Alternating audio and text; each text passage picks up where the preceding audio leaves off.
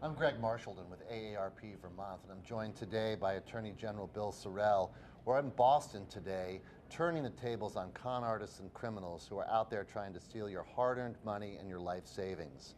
We're going to be calling people all throughout New England and New York, and frankly, talking to people all across the country today, trying to give them really important information about how they can prevent frauds and scams to happening to them and the people that they love so much.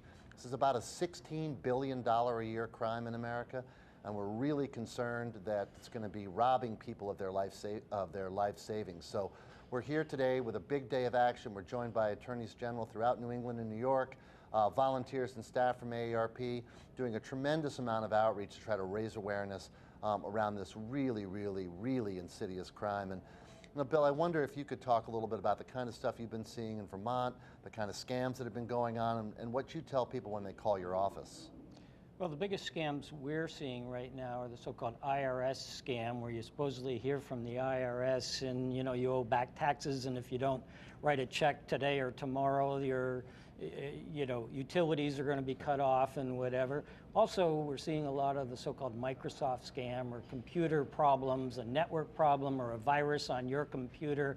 You just need to go to your computer and log on to this or that site, and the reality is when you do that, you're giving control, access to your computer to the scam artists, and all kinds of bad things can happen from that, from them accessing your bank account to opening loans in your name and such. And you really have to be very protective of your personal information, particularly when it's a phone call into you or an email to you that you didn't initiate. Be very skeptical about that.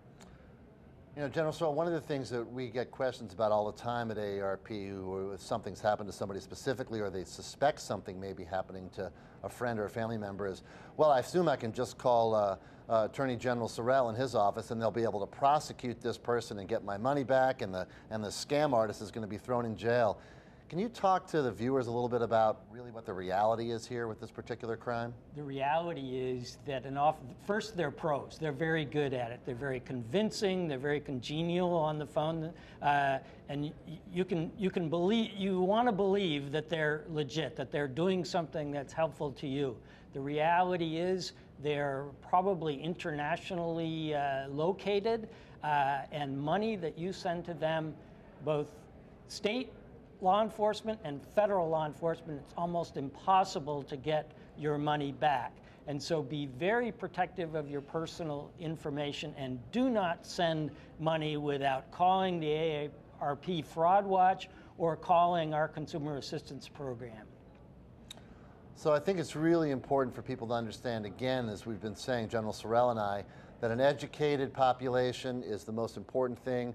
We're encouraging people today to get some tips from the AARP.org Fraud Watch Network website, where there is a lot of information on how to protect yourself, scams that may be happening in your own state and your own community, and really fascinating interviews with con artists and criminals themselves, jailhouse interviews that AARP has conducted, so that we can get into the minds of these criminals, so it can help you understand how they can get on the phone and essentially scam you out of $1,000 or $100,000.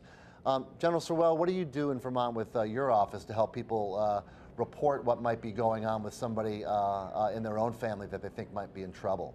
Well, we have our Consumer Assistance Program. We field thousands of calls from Vermonters each year at 800-649-2424. We have our office website, ago.vermont.gov, and there's an awful lot of consumer protection tips there. But we encourage people to call before they send any money, or to provide any of their personal information, like your bank account number, your social security number, your credit card number, and the like. No matter how convincing they sound on the phone or on the email, they're likely to be scam artists. So go to aarp.org/fraudwatchnetwork for more information.